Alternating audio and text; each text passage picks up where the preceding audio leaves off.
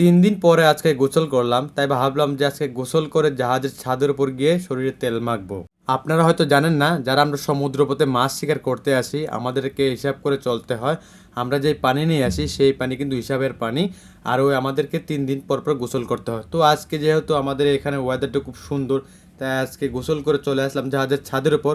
আর এইখানে দেখতেছেন আমাদের জাহাজের পেছনে সুন্দর অনেক বড় একটা মার্চেন্ট শিপ বিদেশ থেকে আসা। এই মুহূর্তে ভাবলাম যে জাহাজের ছাদের উপর গিয়ে শরীরে তেলটা মাখি, তারপর আপনাদেরকে দেখানোর জন্য চেষ্টা করতেছি। আর এই দিকে কিন্তু আমাদের জাহাজের পাশে আরও অনেক জাহাজ আছে। আর এই মুহূর্তে আবার চলে আসলো নেটওয়ার্ক।